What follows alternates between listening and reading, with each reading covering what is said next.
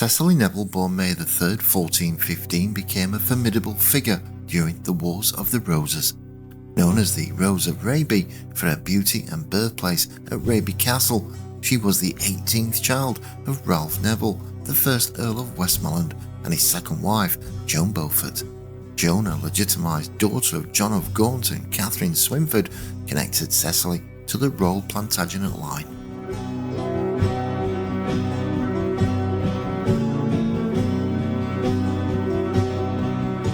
As the matriarch of the Yorkist dynasty, Cecily was the mother of two kings, Edward IV and Richard III.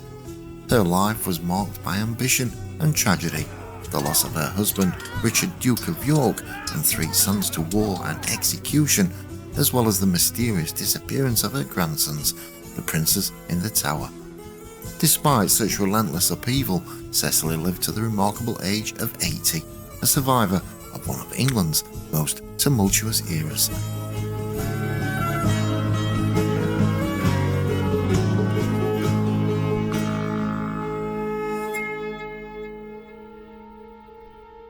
Cecily Neville received the standard education for a noblewoman mastering household management, accounts and literacy. In 1422, the death of King Henry V led to a reassessment of royal wardships, and Cecily's father, Ralph Neville, purchased the guardianship of Richard Plantagenet, Duke of York, for 3,000 marks. Richard, a descendant of Edward III with a strong claim to the throne, joined the Nevilles at Raby Castle in 1423.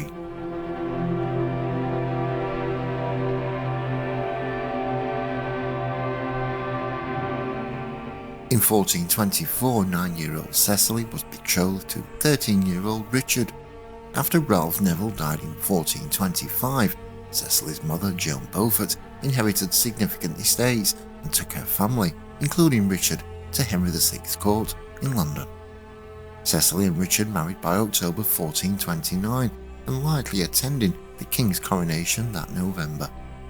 The following year, Richard accompanied Henry VI to France, leaving Cecily to begin her role as the Duchess of York in a world poised for political upheaval.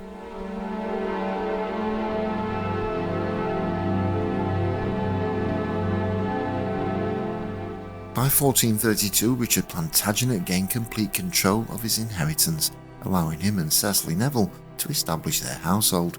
They favoured Fotheringay Castle, their principal residence among their many properties. There they began construction on St Mary the Virgin and All Saints Church, and a college to ensure prayers for the family's souls. Cecily managed the household with skill, attended court with Richard, and occasionally acted in legal matters or received petitions on his behalf.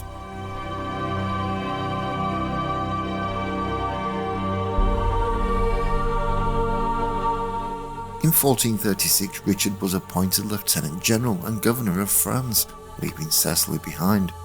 Her first child, Joan, was born in February 1438, but tragically died young. Her second daughter, Anne, was born in 1439 and survived to marry. Her son, in 1441, died in infancy. That year, Cecily joined Richard in Rouen, where she bore Edward, the future Edward IV, in 1442, followed by Edmund, Earl of Rutland, in 1443, and Elizabeth in 1444. In 1445, King Henry VI's marriage to Margaret of Anjou brought Margaret into Cecily's care in Rouen. A friendship formed between the two women before Cecily and Richard returned to England that same year. Despite personal losses, Cecily's growing family and her role in diplomatic and household matters solidified her position as a formidable figure in Yorkist history.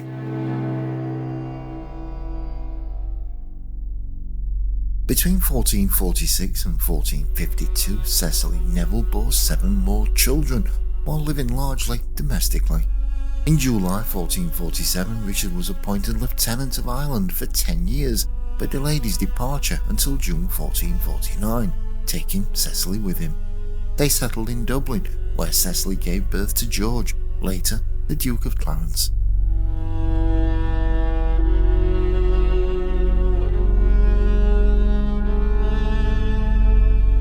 Discontent with King Henry VI's government was mounting, and after just 14 months, Richard returned to England in September 1450.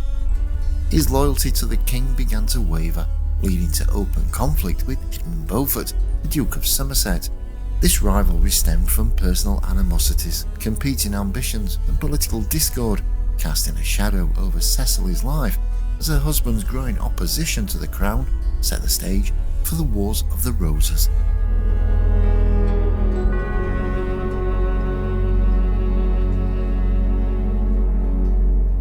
In 1452, Cecily Neville gave birth to her last son, Richard, at Fotheringay Castle, followed by another child, who died young. The year 1453 marked a political turning point. Margaret of Anjou finally bore a son, Edward, displacing Cecily's husband, Richard, Duke of York, in the line of succession. Cecily attended Margaret's churching ceremony at Westminster, but the king's sudden catatonic illness later that year threw England into crisis.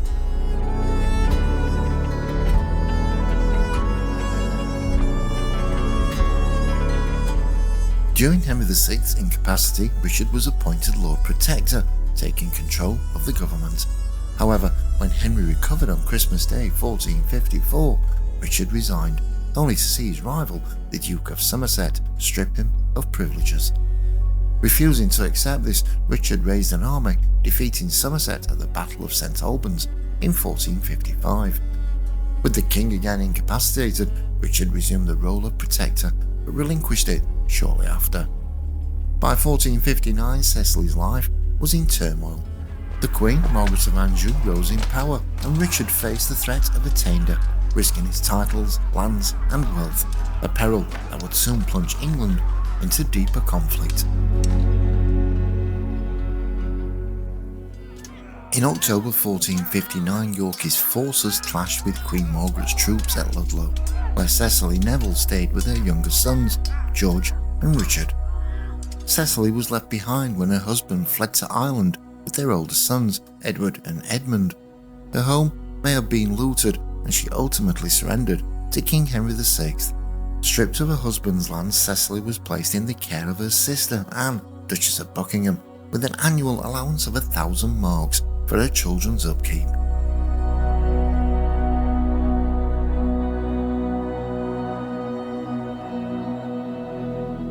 The tides turned at the Battle of Northampton on July 10, 1460, when Cecily's son Edward and her nephew, Richard Neville, Earl of Warwick, defeated Henry VI's forces and captured the king. Cecily was reunited with Richard, who now boldly claimed the throne. Though Parliament rejected his claim, Richard was declared Henry VI's heir, a pivotal moment in the escalating conflict of the Wars of the Roses.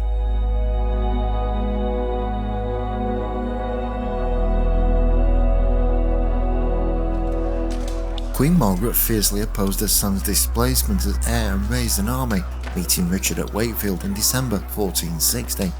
The battle ended in tragedy for Cecily Neville, as her husband and son Edmund were killed. Their heads were displayed on Micklegate Bar in York, and their bodies were buried at Pontefract. Fearing further danger, Cecily sent her younger sons George and Richard to Philip, Duke of Burgundy, for safety, leaving her with only a daughter, Margaret.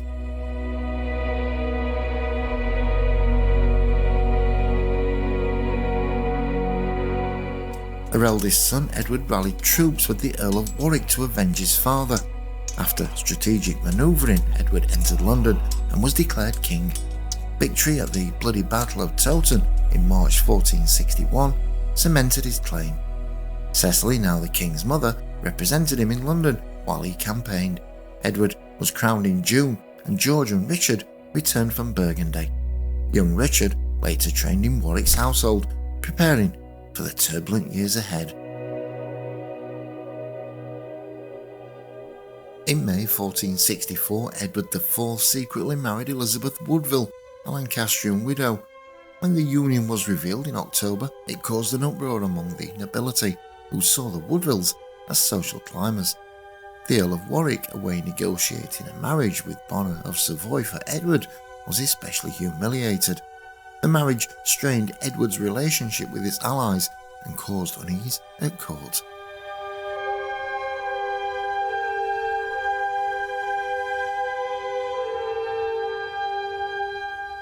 After Edward's ascension, relations now between Cecily and her new daughter-in-law Elizabeth were frosty and tensions ran high.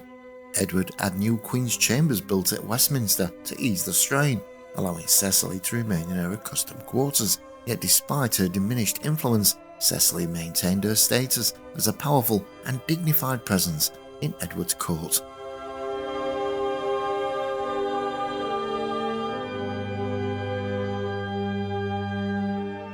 In June 1468, Cecily's daughter Margaret married Charles the Bold, Duke of Burgundy, and departed for the continent. The following year, Cecily left Fotheringay and made Berkhamsted her principal residence. Between 1472 and 1474, her son Richard married Anne Neville, daughter of the Earl of Warwick, and in 1476, Cecily oversaw the reinterment of her husband Richard and son Edmund in the family church at Fotheringay.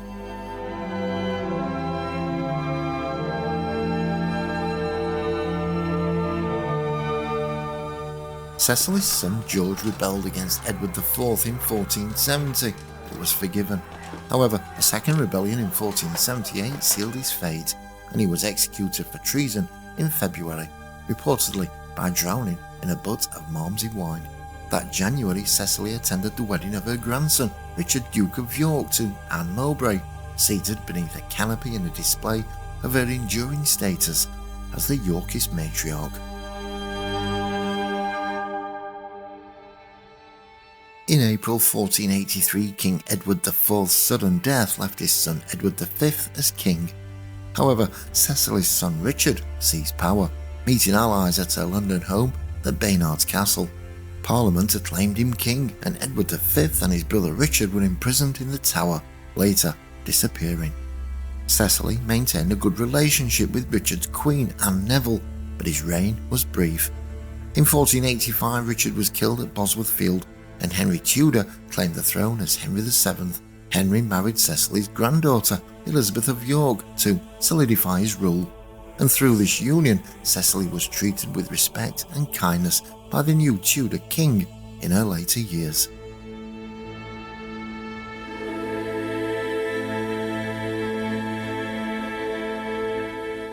From 1485 to 1495, Cecily Neville led a devout, semi-monastic life at Berkhamsted. She died on May 31st, 1495, leaving her beneficiaries to Margaret Beaufort and granddaughter Cecily Wells. Her holdings benefited Queen Elizabeth, and Cecily was interred beside her husband and son at the family mausoleum in Fotheringay Church. If you enjoyed this latest video, give it a thumbs up and consider subscribing. Click on the screen now to explore the untold stories and hidden secrets of another fascinating figure with a story to tell. Get ready to uncover more historical gems and intriguing royal tales. Your next adventure in history starts right here.